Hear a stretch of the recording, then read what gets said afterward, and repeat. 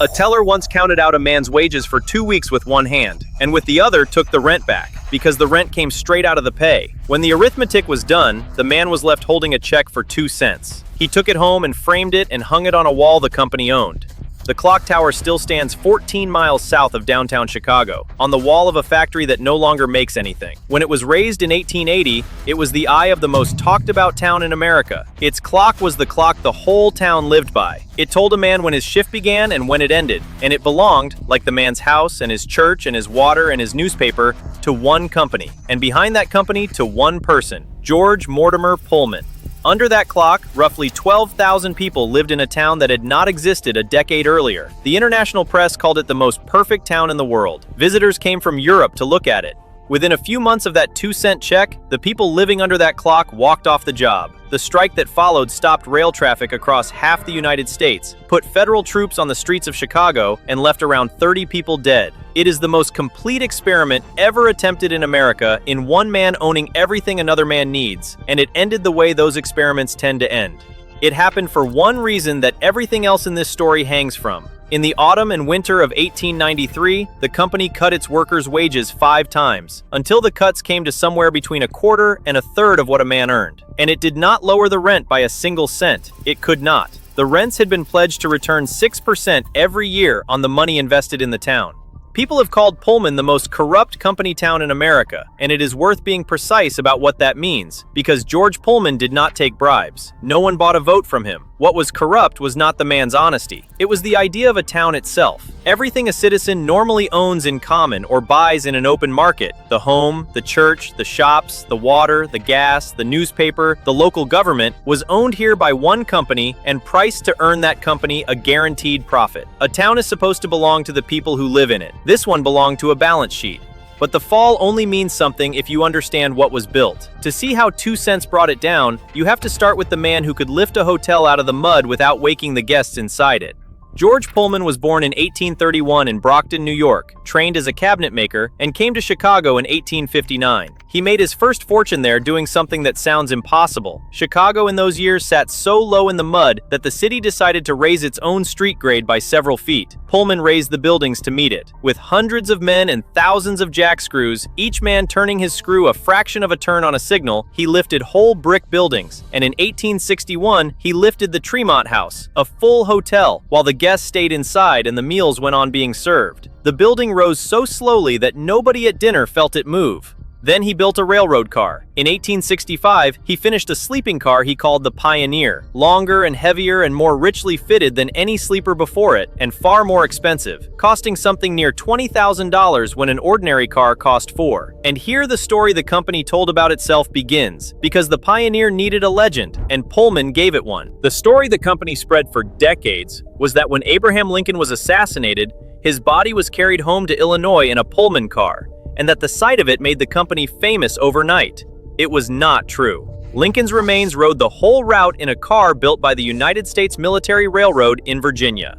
The company also claimed Lincoln's widow rode home in a Pullman, which she did not, and that the railroads had to widen bridges and cut back platforms to fit the great car through. None of it happened the way the company said. A company vice president put the whole invented account into a book years later. The town that would be sold to the public as the most honest place in America was founded on a story its own owners made up. That is worth holding on to. The Pullman Palace Car Company was incorporated in 1867. Within 20 years, its sleeping cars ran over most of the rail mileage in the country, and it employed thousands of people building them. And George Pullman decided those people should live somewhere he owned. He bought about 4,000 acres of open prairie beside Lake Calumet, which is said Calumet, 14 miles south of the city, quietly, for something in the region of $800,000. Construction began in 1880. The town's formal beginning is dated to the 26th of May that year, and to build it, he hired a young architect, 27 years old, named Solon Beeman. The architect designed nearly everything: more than 1,300 homes, the factory, a hotel, a church, an arcade that held shops and a bank and a library and a theater under one roof, one of the first indoor shopping centers in America. A market hall for fresh meat and produce. He built it all in the same brick, to one plan, so that the town looked less like a place that had grown and more like a thing that had been manufactured, which it had. The arcade alone stood nearly 90 feet tall and gathered a bank, a library, a theater, and a post office under a single roof, so a resident could bank, borrow a book, mail a letter, and see a show without ever leaving a building the company owned. The market hall down the street sold the meat and produce.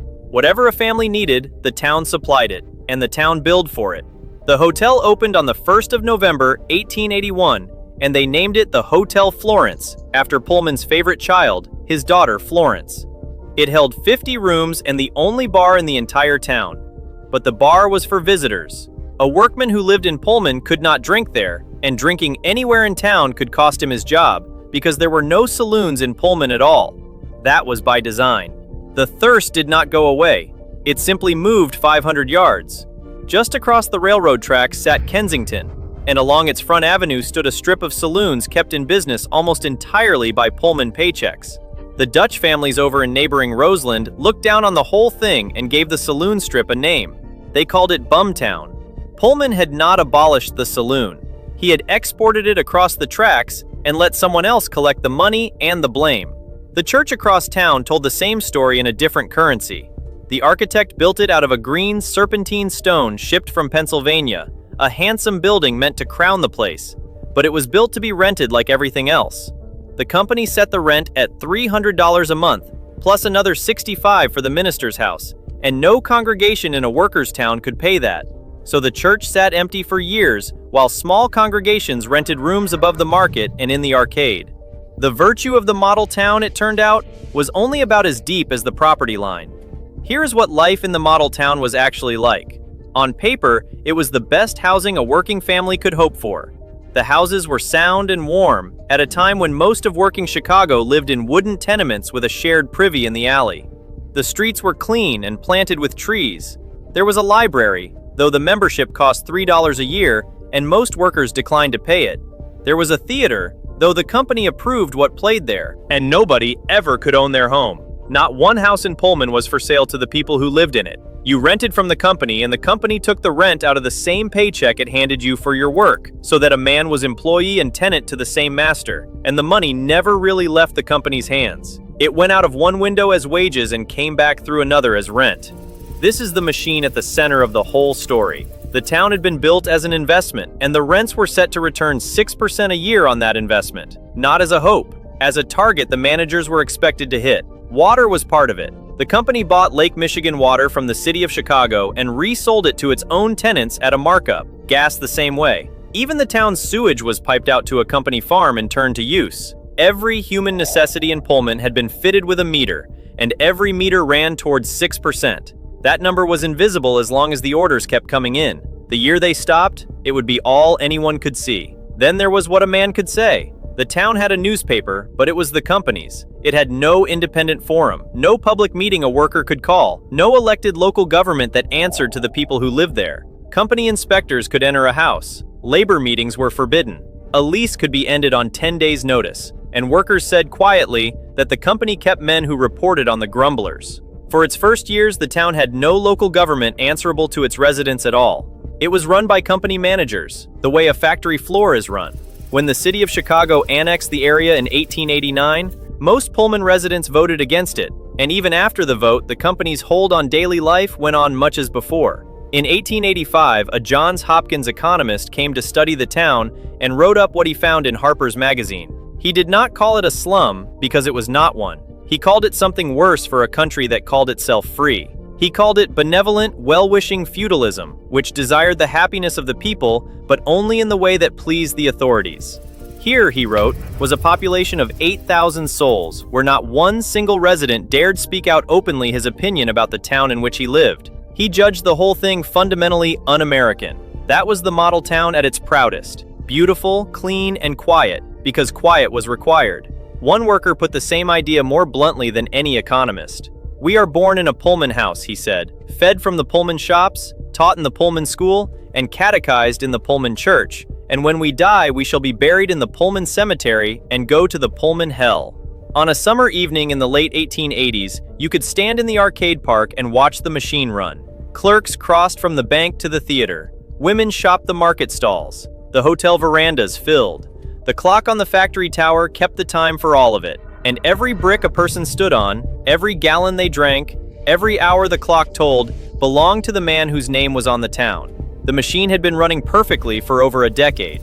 The only requirement was that it never stop. Then the country's economy broke, and the 6% that had been quietly governing everything came to the surface. This is the part that turns the whole story, and it is the part almost everyone gets wrong, because it did not begin with the strike. It began at the bank window. In 1893, a financial panic swept the United States and orders for railroad cars collapsed. The company's answer, between the spring and the end of that year, was 5 separate cuts to wages and piece rates, until a man was earning somewhere between a quarter and a third less than before. Whole crews saw their pay nearly halved from the good years. And the rent did not move, not by 1 cent, because the rent could not move without breaking the 6%. So the two ledgers that George Pullman had always kept, the one where he was the boss and the one where he was the landlord, came together in a single pay envelope, and the arithmetic inside that envelope became the most famous number of the whole affair. After the rent was taken out, some men took home a few dollars for 2 weeks of work, and one man, after his rent was deducted, was handed a check for 2 cents. He framed it. The man who wrote that down was the town's Methodist minister, William Carwardine, who lived among the workers and watched the winter come down on them. He recorded the 2-cent check and the near-empty pay envelopes and the families going hungry in the warm brick houses they could not stop paying for. The Methodist minister put it in a book the next year, and it cost him. For telling the truth about the town from a Pullman pulpit, he was moved out of it. Here is what those families were actually choosing between. The rent came out of the check before the check reached their hands, so a man could not fall behind on rent because the company simply took it first. What he could fall behind on was food and coal and shoes for his children. In the most perfect town in the world, in the winter of 1893 and 1894, people who worked every day did not have enough to eat. In the spring, a committee of workers went to the management to ask for relief, either lower rents or restored wages. They were given an assurance that no one would be punished for coming forward. The day after they came forward, 3 of them were laid off. On the 11th of May, 1894, some 3,000 Pullman workers walked out and the shops fell silent. Among them was a young seamstress from the repair shops named Jennie Curtis. Her story is the town in one life. Her father had worked for Pullman for 13 years, and when he died, the company came after Jennie for around $60 of his unpaid back rent and took it out of her own wages. She had paid the company for her work and paid it for her home, and now it was billing her for her dead father's home as well. That summer, the Pullman workers had been joining a new organization, the American Railway Union, led by a former railroad man named Eugene Debs. At the union's convention in Chicago in June, Jennie Curtis stood up in front of the delegates and told them what had been done to her and to the town. Her account moved the room. The delegates voted to do something enormous. They voted that union members across the country would refuse to handle any train that carried a Pullman car. The boycott began on the 26th of June. For context, within 4 days, something like 125,000 workers on 29 railroads had stopped work, and rail traffic west of Chicago seized up. A wage dispute in one small town 14 miles from the center of the city had become the largest strike the country had ever seen. The railroads had an answer ready. They coupled Pullman cars to trains that carried the United States mail, so that a union man refusing to move a Pullman car was now refusing to move the mail, which is a federal crime. The Attorney General of the United States, Richard Olney, who had been a railroad lawyer, obtained a sweeping federal court order against the strike, and on the 3rd of July, President Grover Cleveland sent federal troops into Chicago. The governor of Illinois, John Altgeld, was furious. He insisted the state could keep its own order, that the troops were not needed and their presence was unconstitutional strike-breaking, and he said so to the president directly. The governor was already hated by the powerful for pardoning the men still imprisoned after the Haymarket affair, and this only deepened it. Cleveland sent the troops anyway. Soldiers of the United States Army camped by the lakefront and stood guard along the rail yards.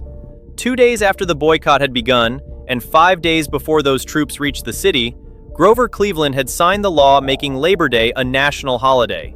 The same government, in the same week, created the working man's holiday and sent the army against him. What followed over the days around the 4th of July was the worst of it. Crowds and soldiers met in the rail yards. Rail cars were burned by the hundreds. When it was over, around 30 people were dead across the course of the strike, more than a dozen of them in Chicago, and many more were wounded.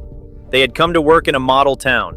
The strike broke by the middle of July. Debs was arrested for defying the court order and served 6 months in the jail at Woodstock, Illinois, where he went in a labor leader and came out a socialist, and afterward ran for president of the United States 5 times. The company won. The workers who were taken back had to renounce the union to get their jobs, but the victory cost George Pullman the one thing his town had been built to sell, which was his reputation. A federal commission appointed to investigate the strike condemned the company's paternalism and called the model town a fiction. The man who had wanted to be remembered as the benefactor of the working class was now, to much of the country, the villain of the largest strike it had ever seen. He did not have long to live with it.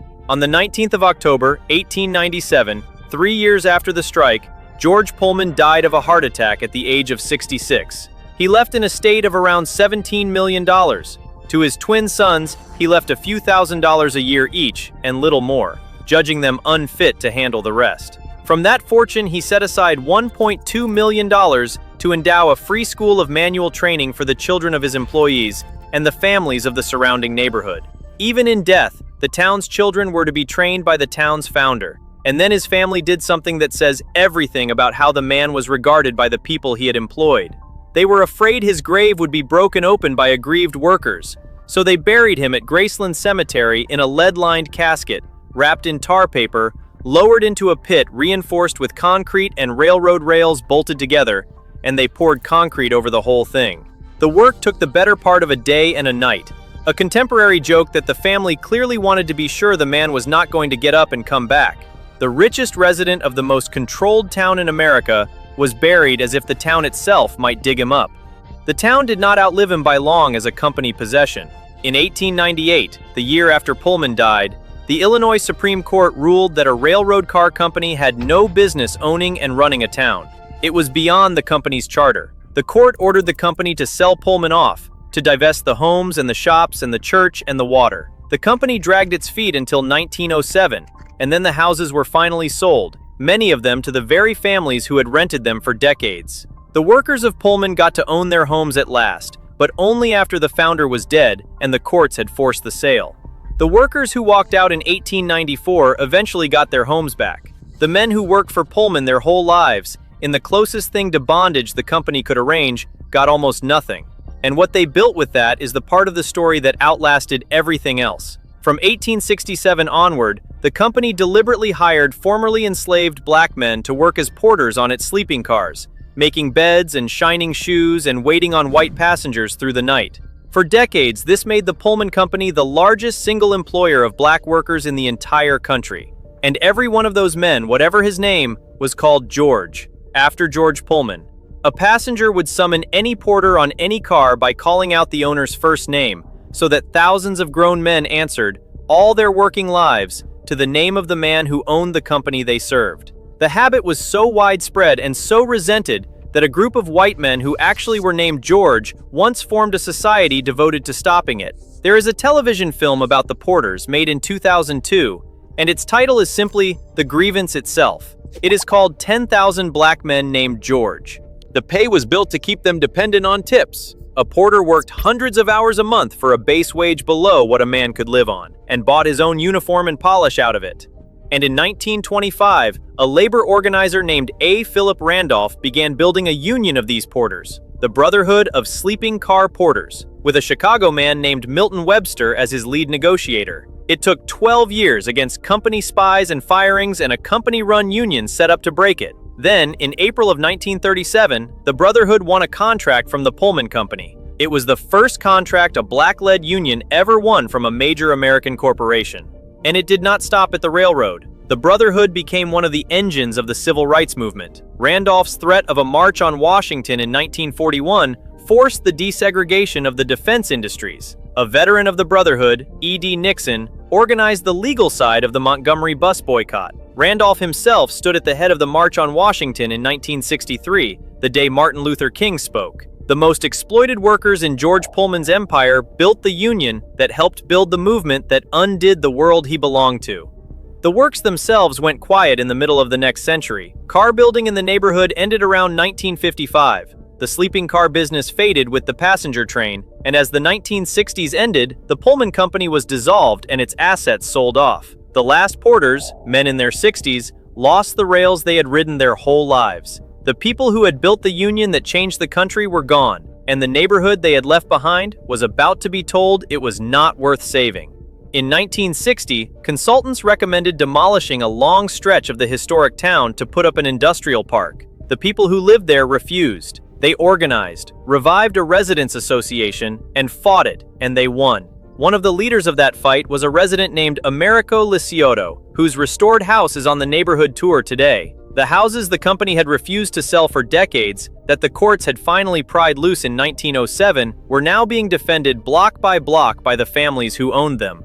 They kept winning. By the mid-70s, the neighborhood held every landmark designation the state and the country had to give, and in 1973, the residents had founded the historic Pullman Foundation, bought the Hotel Florence to save it from the wrecking ball, and begun a tour of the historic houses that has run nearly every year since. For years afterward, Southsiders knew the Hotel Florence as a place to take the family for Sunday breakfast under its long verandas. This autumn's house tour, in October of 2026, is the 53rd. And then, on the 1st of December 1998, an arsonist set fire to the old administration building, the one with the clock tower. The fire took hold in the empty offices and climbed into the tower itself, and the tower burned on live television. Chicagoans stood in the winter dark and watched the eye of the old company town go up in flames on the evening news, the clock face lit from behind by the fire that was destroying it. The building had survived the strike, and the troops, and the court-ordered divestment, and the slow leaving of the industry. It had survived the demolition consultants and their industrial park. And after all of it, after the workers and the porters and the residents who had fought for 100 years to keep the place standing, the building that gave the town its face was very nearly ended by an arsonist and a can of fuel on an ordinary Tuesday night in front of the evening news.